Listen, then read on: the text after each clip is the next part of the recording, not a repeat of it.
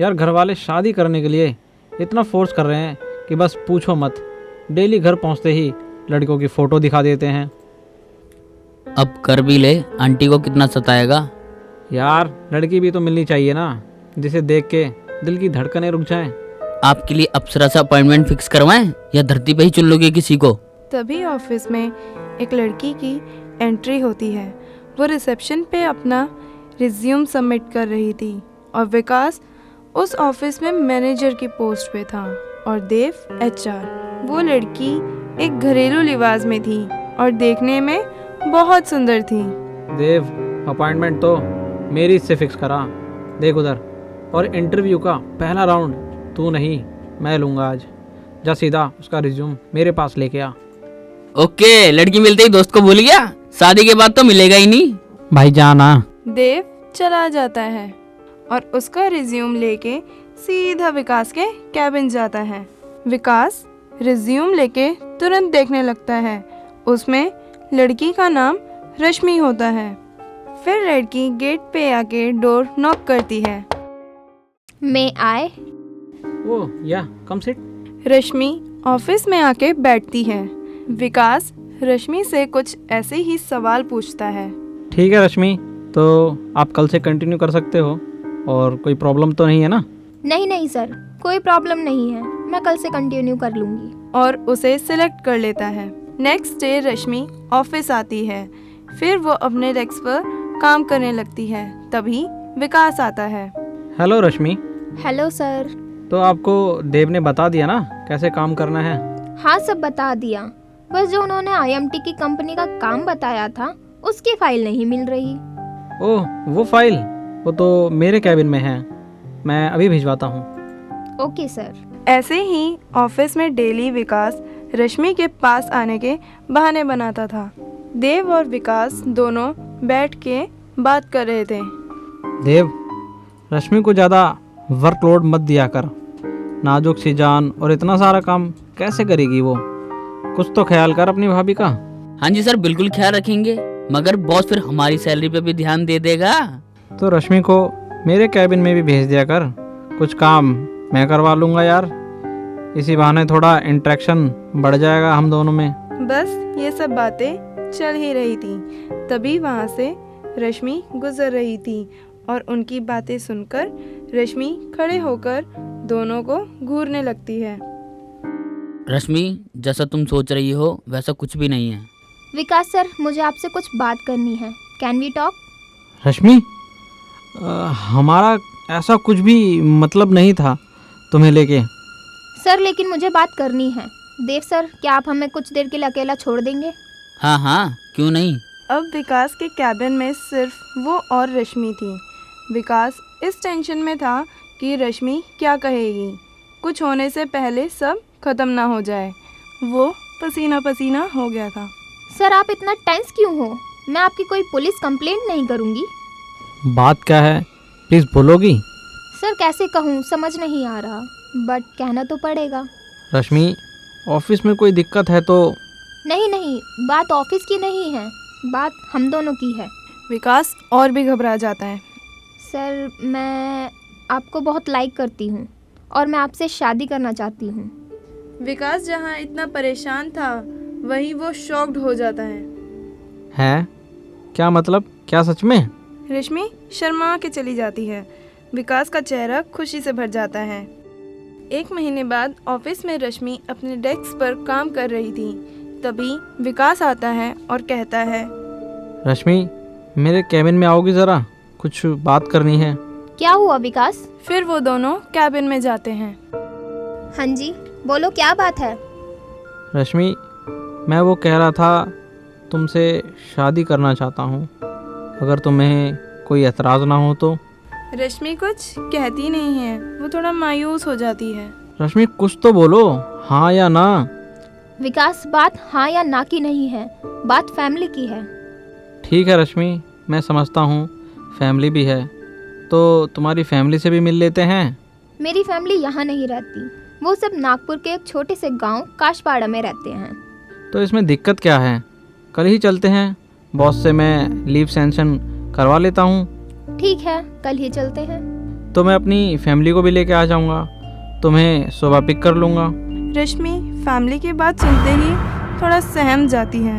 विकास तुम एक काम करो, अभी सिर्फ तुम चलो मेरे घर, बाकी मम्मी पापा के डिसीजन के बाद वो खुद ही आके मिलके चले जाएंगे। फिर वो दोनों कार से रश्मि के घर निकल जाते हैं। उन्हें कार से ड्राइव करते करते 3 घंटे हो जाते हैं। गाड़ी रश्मि के घर के आगे रुकती है। रश्मि और विकास घर में जाते हैं। माँ जी और पापा जी कहाँ हो? देखो मैं आ गई। मगर घर के अंदर से कोई आवाज ही नहीं आ रही थी। कहाँ चले गए सब? विकास घर के बाहर खड़ा होकर गांव को निहार रहा था। तभी उसे पेड़ के पीछे कुछ दिखाई देता है। उसे थोड़ा अजीब सा लगा। वो उधर जाने की कोशिश कर ही रहा था, मगर पीछे से रश्मि आ जाती है।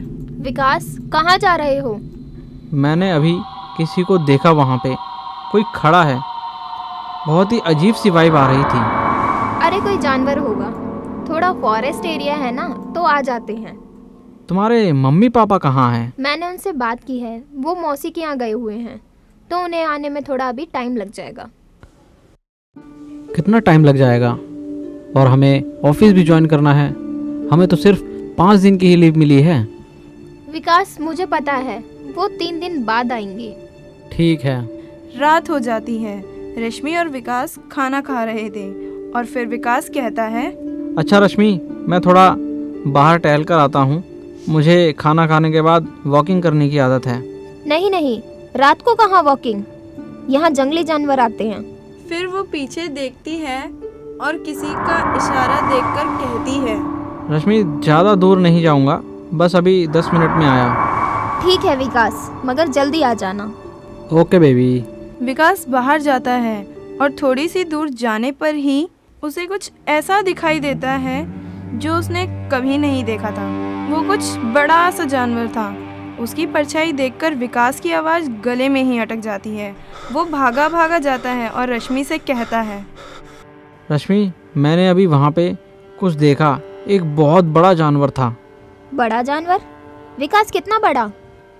अरे बहुत बड़ा जानवर था, कम से कम 10 फीट का तो होगा ही। विकास मजाक मत करो, क्या तुम मुझे डराने की कोशिश कर रहे हो पिछली बार की तरह? नहीं रश्मि, मैं मजाक नहीं कर रहा हूँ, सच में बहुत बड़ा जानवर देखा है। अच्छा ठीक है विकास, हो सकता है वो जानवर शायद लाइट के पास होगा, इसलिए उसकी परछाई तुम्हें बड़ी दिख रही होगी। हाँ, ये भी हो सकता है। फिर वो दोनों सो जाते हैं।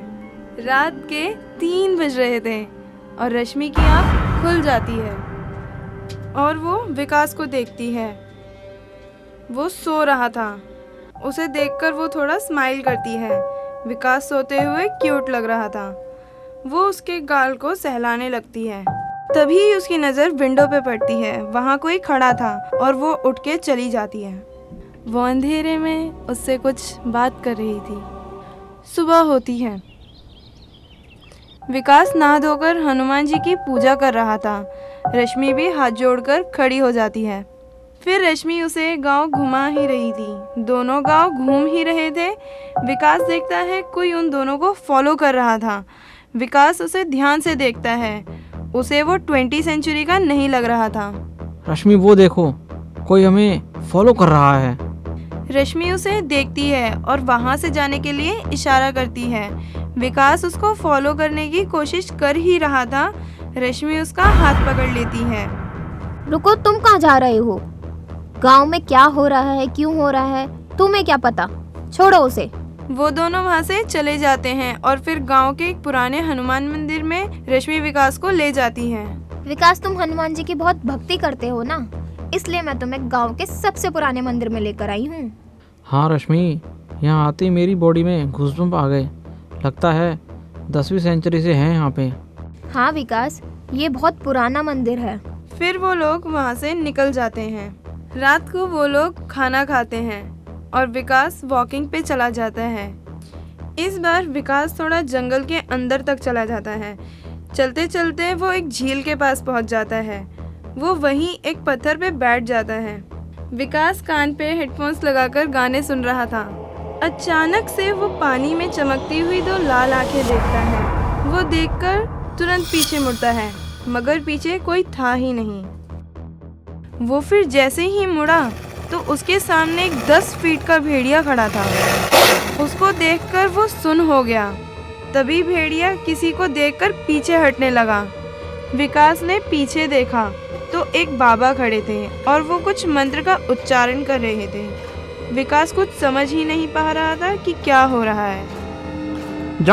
चला जा, जब तक मैं हूँ तो इसका कुछ नहीं बिगाड़ पाएगा।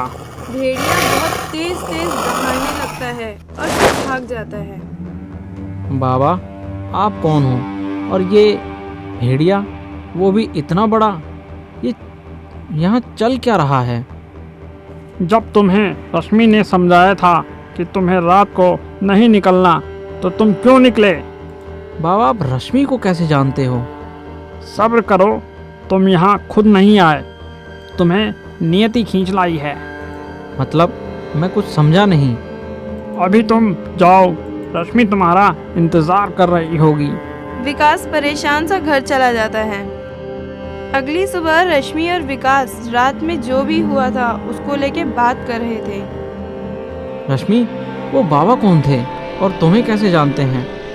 मुझे यहाँ कुछ ठीक नहीं लग रहा है। कौन से बाबा? किसकी बात कर रहे हो ये तुम? यार, वही जो रात में आ गया था। वो ना होते तो आज मैं यहाँ ना होता, बल्कि उस भेड़िए के पेट में होता। भेड़िया? हाँ, ये वही था जो उस रात मुझे पहली बार दिखा था और तुमने उसे कोई जानवर कह के नकार दिया था। तुम्हें कोई गलतफहमी हो गई है।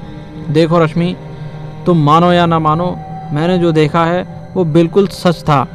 और अब ये देख मैं एक पल भी नहीं रुक पाऊंगा। चलो यहाँ से। अरे, मम्मी पापा से तो मिल लो, उनसे बिना मिले चले जाओगे? नहीं रश्मि, मैं अगर यहाँ रुका तो तुम्हें खो दूंगा। चलो तुम। नहीं विकास, मैं यहाँ से नहीं जा सकती और मैं तुम्हें भी नहीं जाने दे सकती। मतलब क्या है तुम्हारा? मैं तुम्हें भी नहीं जाने दे सकती? रश्मि कुछ बोलती नहीं है। रश्मि, कुछ तो बोलो। तभी वो बाबा आते हैं। बाबा, आप? हाँ, मैंने तुझे रात को भी बोला था कि तू यहाँ आया नहीं है, लाया गया है। कौन लाया है मुझे? नियति और रश्मि उसका छोटा सा हिस्सा थी। तुम कोई आम इंसान नहीं हो। मैं आम नहीं हूँ तो क्या हूँ बाबा? मैं आपकी बातों पे विश्वास नहीं कर पा रहा हूँ। बाबा कुछ मंत्रों का उच्चारण कर रहे थे और पास रखे विकास के खून को अपनी शक्तियों से जला देते हैं। विकास चौंकते हुए सिर्फ देखता ही रह जाता है। फिर वो मंत्र का उच्चारण करते हैं और इस बार अपनी शक्तियाँ विकास के ऊपर फेंकते हैं। विकास सकपका जाता है और अपने शरीर को छूने लगता है, मगर उसके शरीर में कोई खरोच ही नहीं आती। देख, जहाँ मेरी शक्ति से तेरा मोबाइल ना बचा और वहीं तुझे एक खरोच तक नहीं आई। बाबा, ऐसे कैसे हो सकता है? तूने जो गले में लॉकेट पहना है उसमें हनुमान जी की शक्ति है और ये लॉकेट साधारण नहीं है। इस गांव के सबसे पुराने मंदिर के बड़े महंत का है, जिन्हें हनुमान जी ने स्वयं दिया था। तो ये मेरे पास कैसे आया? और इस गांव में मैं कभी नहीं आया। बाबा, आप इसे सब सच सच बता दो, तभी विकास को सब समझ आएगा।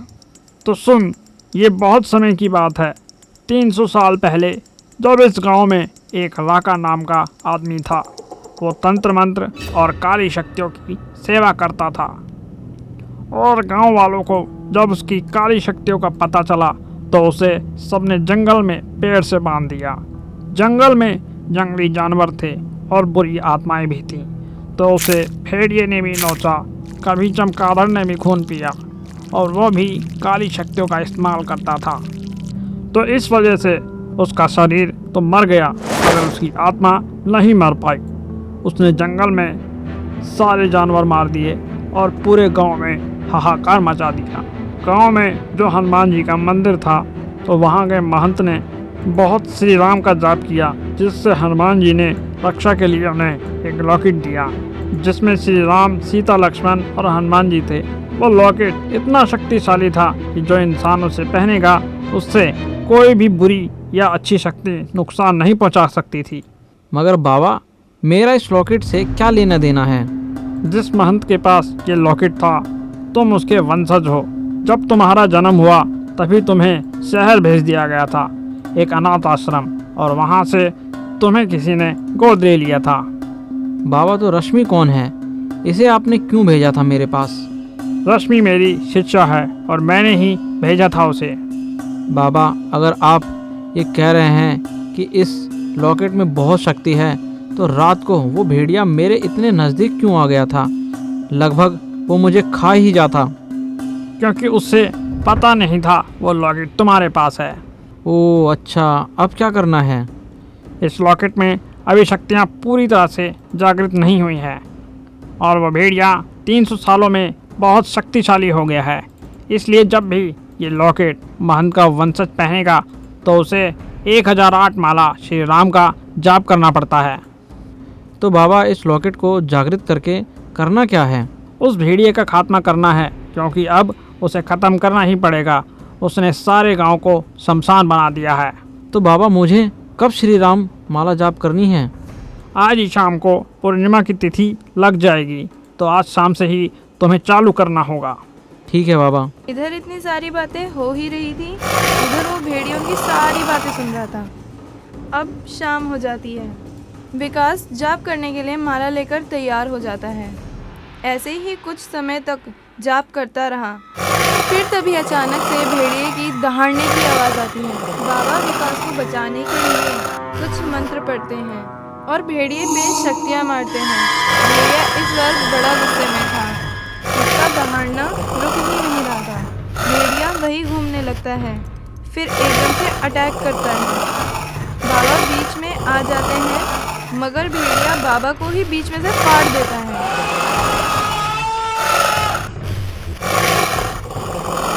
रश्मि चिल्लाती है, गुरुजी! विकास लगातार जाप करे जा रहा था। भेड़िया विकास की तरफ देख के दहाड़ता है। विकास फिर भी नहीं रुक रहा था, जाप करे जा रहा था और उसकी बॉडी का ऑरा बढ़ता जा रहा था। भेड़िया विकास में अटैक कर देता है और विकास के हाथ पे पंजा मार देता है। विकास रुक ही नहीं रहा था और इससे हनुमान जी को गुस्सा आ जाता है। वो खुद ही आ जाते हैं। उन्हें देखकर भेड़िया बहुत शॉक्ड हो जाता है, मगर उसे गुस्सा भी बहुत आ जाता है। वो हनुमान जी से ही लड़ने चला जाता है। हनुमान जी उसे गले से पकड़ लेते हैं और पूंछ से पकड़ के इधर उधर पटक देते हैं और दूर फेंक देते हैं। भेड़िया उठता है और विकास की तरफ भागता हुआ आता है। तभी हनुमान जी अपनी गदा से उसके सर पे वार करते हैं। भेड़िया वहीं गिर जाता है और जलकर गायब हो जाता है। और वहीं विकास के 1008 माला का जाप खत्म हो जाता है। रश्मि और विकास हनुमान जी को प्रणाम करते हैं और तभी हनुमान जी गायब हो जाते हैं। कैसी लगी स्टोरी? अच्छी लगी तो लाइक ज़रूर करना और हमारे चैनल हॉरर टेल्स को सब्सक्राइब जरूर करना। और हनुमान जी की शरण कभी ना छोड़ें, क्योंकि राम भक्तों पे कभी भी हनुमान जी आँच नहीं आने देते। वो खुद ही मदद के लिए आ जाते हैं। तो मिलते हैं एक नई स्टोरी के साथ। तब तक के लिए जय श्री राम, जय श्री हनुमान।